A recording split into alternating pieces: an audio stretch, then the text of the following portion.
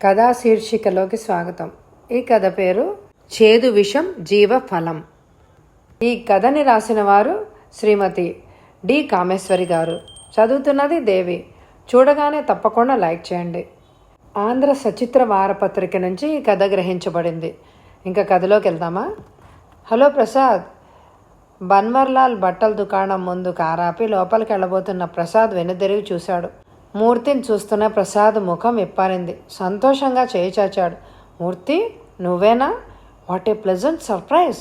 స్నేహితుని భుజం తడుతూ ఆప్యాయంగా పలకరించాడు ప్రసాద్. ఏరా, ఎన్నాళ్ళైంది? ఒక్క ఉత్తరమైనా రాసావా? ఆఖరికి నా వెడ్డింగ్ ఇన్విటేషన్ కూడా జవాబు ఇవ్వలేదు కదూ, నిష్ఠూరంగా అన్నాడు ప్రసాద్. సారీ ప్రసాద్, నీ పెళ్లి శుభలేఖ అందే వేళకి నేను 2 నెలల సెలవు మీద ఇంటికెళ్ళాను. తర్వాత 2 నెలలకు కానీ నీ శుభలేఖ చూడలేదు. అప్పుడైనా నా శుభాకాంక్షలు తెలుపుదామనుకున్నాను, కానీ ఏమిటి ఉత్తరాలు రాయడం అంటే నాకు ఎంత ఎలర్జీనో నీకు తెలుసు కదా. అంతేకాక నీవెక్కడున్నావో ఏం చేస్తున్నావో తెలియక సంజాయిషి ఇచ్చాడు మూర్తి. నేను ఎక్కడ ఉండడం ఏమిటి, 3 ఏళ్లుగా ఈ ఊళ్ళోనే ఉంటున్నాను. సర్లే, జరిగిపోయిన దానికి సంజాయిషి ఎందుకు, కానీ ఇక్కడికి ఎప్పుడు వచ్చావు? ఏం పని మీద వచ్చావు? ప్రశ్నలు కురిపించాడు ప్రసాద్. ఇక్కడికి రావడం నిన్ననే. నాకు ఈ ఊరు ట్రాన్స్ఫర్ అయింది. నిన్ననే జాయిన్ అయ్యాను డ్యూటీలో. వచ్చిన దగ్గర నుంచి గృహాన్వేషణలోనే ఉన్నాను. ఇంకా రేపు ఆఫీస్కి వచ్చి నీ గురించి వాకప్ చేద్దాం అనుకున్నాను. ఈ లోపల నీవే కనిపించావు. ఏడిసావులే. ఊళ్ళోకి వచ్చి తిన్నగా నా దగ్గరికి రాక ఇంకా ఎప్పుడో వద్దామనుకుంటున్నావట కదా. ఎందుకలా అబద్ధాలు ఆడతావు? ఇంతే లేరా, మన స్నేహం ఒక కంచంలో తిని ఒక మంచంలో పడుకున్నట్టే ఉండేవాళ్ళం. ఆ స్నేహం ఆఖరికి ఉత్తరాలు కూడా రాసుకోలేనంతగా మారిపోయింది. సరే కానీ పద, ఇంటికి వెళ్దాం. ఇప్పుడే, రేపు వస్తానే. అదిగో తప్పించుకుందాం అన్నట్లు చూస్తున్నావు. అదేం కుదరదు. ముందు నాడు అట్టే మాట్లాడకుండా అనిపించాక వదులుతామనుకున్నావా? చనువుగా చొరవతో ముందుకు నడిచాడు ప్రసాద్. అన్నట్టు ఒక్క నిమిషం ఉండు. ఈ షాప్లో కాస్త పని చూసుకుని వెళ్దాం. రా లోపలికి. బట్టల దుకాణంలో ఏవేవో ఖరీదైన చీరలు తీసి శల్య పరీక్షలు చేశాడు ప్రసాద్. ఒకదానికి బార్డర్ బాగాలేదని, ఇంకొక దానికి రంగు బాగాలేదని, జరీ నప్పలేదని, ఖరీదు తక్కువని ఒక అరగంట ఎంచి ఆఖరికి తెల్లటి కంచిపట్టు చీరని, దోసెడు ఎర్ర జరీ బార్డర్ ఉన్న చీరను తీశాడు పైకి ప్రసాద్. ఎలా ఉందంటావు ఈ చీర? బాగుందా? నచ్చిందా నీకు? చీర పమిట చెంగు విప్పి చూస్తూ మూర్తిని అడిగాడు ప్రసాద్. బాగుంది. నాకు నచ్చడమేమిటి, కట్టుకునే వాళ్ళకి కొనేవాళ్ళకి నచ్చాలిగానే చిన్నగా నవ్వి అన్నాడు మూర్తి. ఇంతకీ ఆ చీర ఎవరి కోసం? మీ శ్రీమతికైనా? ఇప్పుడేం పండగలు లేవే, ఇంత ఖరీదు చీర తీసుకుంటున్నావు దేనికి? బర్త్డేనా? కుతూహలంగా అడిగాడు మూర్తి. నీకు చెప్పలే లేదు కదూ, ఇవాళ మా వెడ్డింగ్ యానివర్సరీ అని శ్రీమతికి చీర కొన్నాను. అలాగా, hearty congratulations. Wish you many happy returns of the day.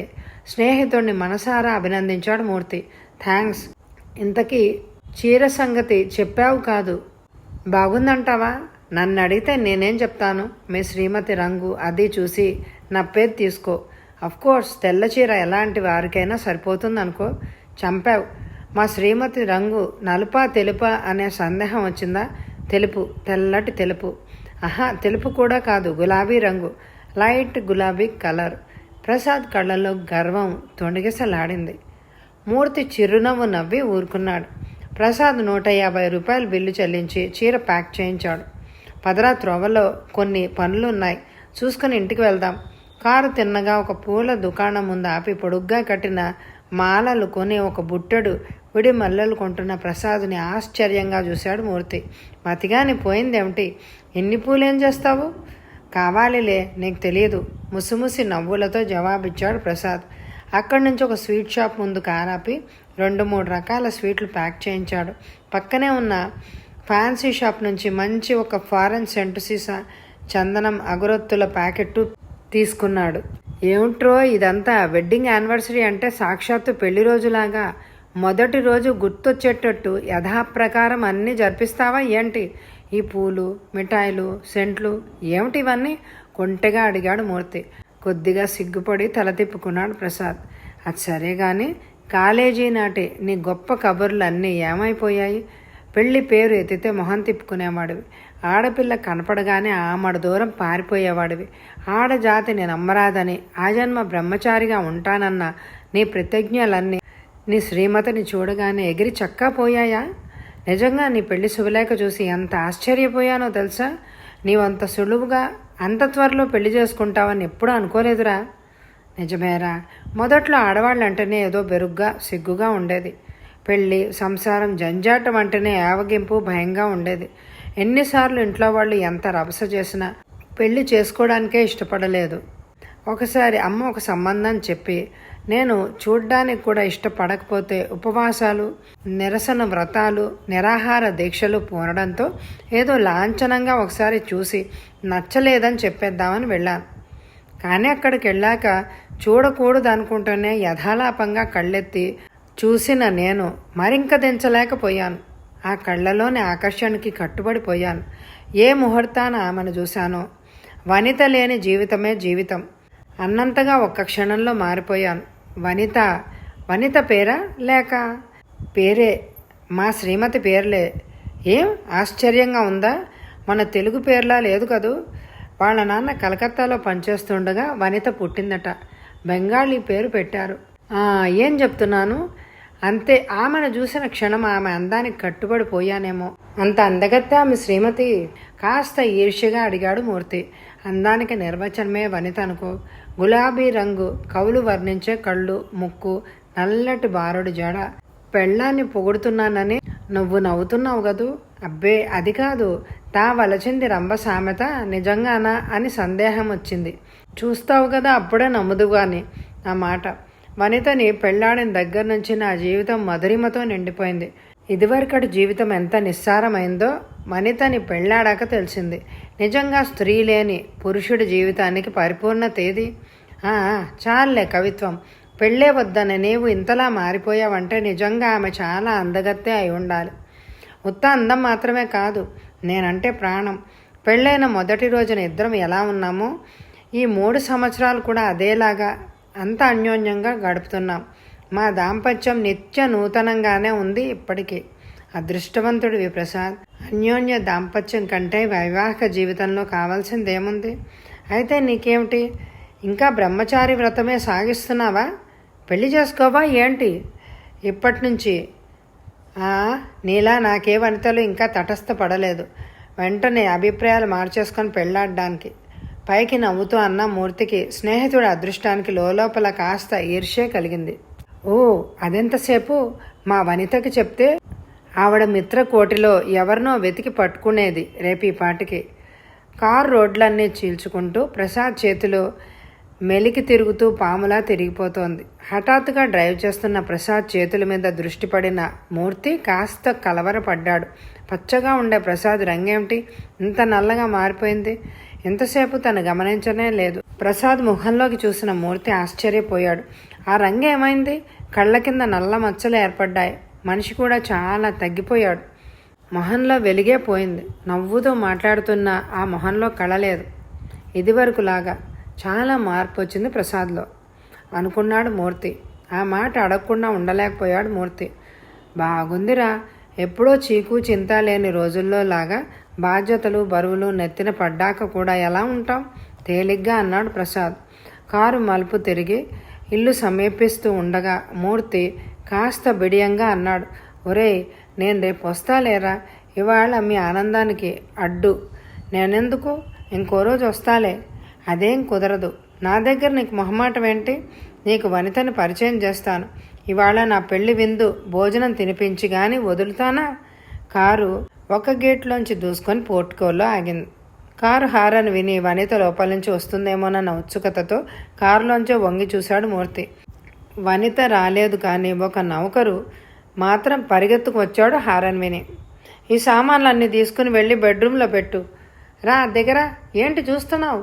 నౌకర్ని ఆజ్ఞాపించి మూర్తిని లోపలికి ఆహ్వానిస్తూ దారి తీశాడు ప్రసాద్. కూర్చో, వనితను పిలుచుకొస్తాను. డ్రాయింగ్ రూమ్లో సోఫాలో కూర్చోబెట్టి లోపలికి వెళ్ళాడు Prasad. Drawing room dining room కలిపిన ఆ పెద్ద హాల్ని 2 భాగాలుగా ఒక నైలాన్ కర్టెన్ విడదీసి వేలాడుతోంది.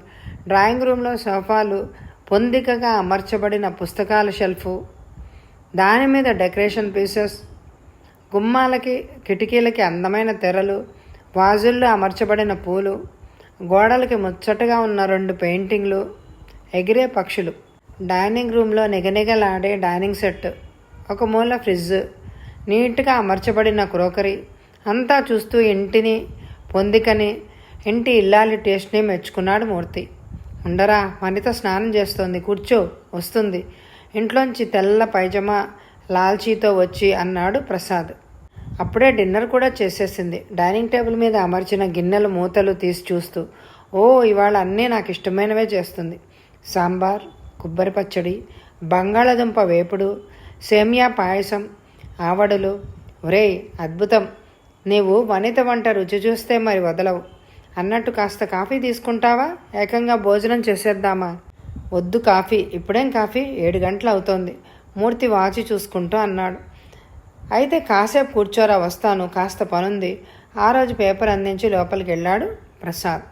చేతికి అందిన పుస్తకాలు, వీక్లీలు తిరగేస్తూ కూర్చున్న మూర్తి దృష్టి పుస్తకాల మీద లగ్నం కాలేదు. ఎంత తొందరగా ప్రసాద్ వర్ణించిన అందగత్తెను చూస్తానా అని మనసు ఆత్రత పడసాగింది. ఏ చిన్న చప్పుడైనా, గాలికి పరదా కదిలినా ఆ రాబోయే అందగత్తె కోసం ఆరాటంగా చూసేవాడు. మూర్తి ఆతృతకి తగ్గట్టు అరగంట గడిచిన ఆ సౌందర్యవతి దర్శనం లభించలేదు. మూర్తికి విసుగనిపించింది ఆ నిరీక్షణ. ఆమె స్నానం, ముస్తాబు ఇంకా పూర్తి అవలేదులా ఉంది. భార్యని పూర్తి మేకప్తో గాని తన కంట పడనీయడు కాబోలు. ఆమె మాట దేవుడెరుగు. ప్రసాద్ కూడా లోపలికెళ్ళి కూర్చున్నాడేమిటి? విసుక్కున్నాడు మూర్తి. ఎంతో అన్యోన్య దంపతులైతే మాత్రం ఇంటికి వచ్చిన అతిథిని మర్చిపోయి భార్య కొంగుబట్టు కూర్చోవాలా? బెడ్రూమ్లోంచి కాబోలు ఏదో సెంటు పరిమళం గుప్పుమంది. ఆ వెనువెంటనే అగరొత్తుల సువాసన, లైట్గా మల్లెల పరిమళం, ఒకదాని వెంట ఒకటి పరిమళం ఇల్లంతా అలుముకుంది. సన్నగా ఏదో మ్యూజిక్ రేడియోలోంచి వినబడుతోంది. నవ్వుకున్నాడు మూర్తి. బెడ్రూమ్ అలంకరణ చేస్తున్నట్టున్నారు. వెడ్డింగ్ యానివర్సరీ అంటే అక్షరాల మొదటి రోజులా అన్నీ జరిపిస్తారు కాబోలు. పెళ్లి రోజు గుర్తు తెచ్చుకుంటారులా ఉంది. పెళ్ళే 2 ఏళ్ళు నిండినా కూడా ఇంత అన్యోన్యంగా, అనురాగంతో, నూతనత్వం చెడిపోకుండా ఎంతమంది నిలుపుకోగలరు? ఎంత అదృష్టవంతుడు ప్రసాదు. సిరి సంపదలు, హోదా, చక్కని అనుకూలవతి అయిన భార్య ఎంతమందికి లభ్యమవుతుంది అంతటి అదృష్టం? కూర్చుని విసుగుబుట్టి మూర్తి లేచి పచార్లు చేస్తూ గోడల పెయింటింగ్లు, షెల్ఫ్లో పుస్తకాలని పరిశీలించాడు. బయటికి వెళ్ళి గార్డెన్లో 5 నిమిషాలు తిరిగొచ్చాడు. అప్పటికి ప్రసాద్ కానీ ఆమె దర్శనం కానీ లభ్యం కాకపోవడంతో సహనం కోల్పోయాడు మూర్తి. ఏమిటి, తనని మర్చిపోయాడా ఏమిటి? తను ఇక్కడ ఉన్న సంగతే మర్చిపోయినట్టున్నాడు. ఇంట్లో మాటైనా వినపడదే. తలుపులు బిగించుకొని ఇద్దరు ఈ లోకాన్నే మర్చిపోయారా? చాచా, తాను తప్పు పని చేశాడు. ఇవాళ తను రావడం చాలా పొరపాటు చేశాడు. వాళ్ళ ఇంత పట్టింపుగా ఆనందంగా అన్నీ జరుపుకుంటున్నా వారి సంతోషానికి అడ్డంగా తను రావడం పొరపాటు చేశాడు. బలవంతం పెట్టి తీసుకొచ్చిన ప్రసాద్ మీద కోపం ముంచుకొచ్చింది మూర్తికి. తీసుకొచ్చిన మనిషి అదేం మర్యాద, ఇదేం సభ్యత? ఆ భార్యామ్మని సాంగత్యంలో ఇంటికి వచ్చిన మనిషినే మర్చిపోవడం. ఎంత అందగత్తి అయితే మాత్రం తనలాంటి స్నేహితుడినే మర్చిపోతాడా?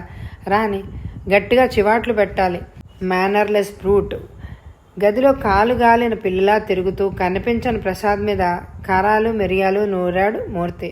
పోని వెళదామన్నా చెప్పకుండా వెళ్ళడం మర్యాద కాదు అని అసలు మనిషి కనిపిస్తే కదా చెప్పడానికైనా. పోని లోపలికి వెళ్ళి చెప్పేస్తే? ఎంత స్నేహితుడైతే మాత్రం బెడ్రూమ్లోకి వెళ్ళడం ఏం సభ్యత? అందులో ఇద్దరు ఏ స్థితిలో ఉన్నారో అక్కడ. ఏం చేయాలో తోచని స్థితిలో విసుక్కుంటూ అటూ ఇటూ తిరిగాడు మూర్తి. వచ్చి అప్పుడే గంటైంది. ఎవడన్నా బంట్రోతైనా కనిపిస్తే చెప్పిపోవచ్చు. కర్టెన్ కాస్త తొలగించి ఎవరైనా కనిపిస్తారేమోనని చూస్తున్న మూర్తికి బెడ్రూమ్లో ఏదో చప్పుడు. వెంటనే ప్రసాద్, వనిత, వని. అయ్యో ఏమిటిది, ఏమైంది? మాట్లాడు వనిత. అయ్యయ్యో ఏంటిది వని? నొప్ప, గుండెల్లో నొప్ప. ఆదుర్దాగా ఆందోళన నిండిన ప్రసాద్ కేకలకి స్తంభించిపోయాడు మూర్తి. ఏం జరిగిందో తెలియక. వెనువెంటనే సుడిగాలిలాగా బయటకొచ్చిన ప్రసాద్ వంటింట్లోంచి అప్పుడే వచ్చి నిల్చున్న నాయర్ని చూసి, నాయర్, అర్జెంటుగా డాక్టర్ బెనర్జీకి ఫోన్ చేసి తక్షణం రమ్మను. అమ్మగారికి గుండె నొప్పి వచ్చి తెలివి తప్పి పడిపోయారని చెప్పు. అర్జెంటుగా రమ్మని. వెంటనే ఫోన్ చెయ్యి. మనిషి నిల్వెల్లా వణికిపోతూ అక్కడే తెల్లబోయి చూస్తున్న మూర్తిని గమనించనైనా గమనించకుండా వచ్చినంత వేగంగానూ లోపలికి వెళ్ళిపోయాడు.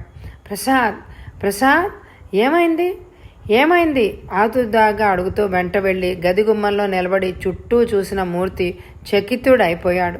గది నిండా పాల వెన్నెల్లాంటి ట్యూబ్లైట్ కాంతి నిండి ఉంది. పాల నొరగలాంటి పక్క మీద అప్పుడే విచ్చిన మల్లెలు జల్లి ఉన్నాయి.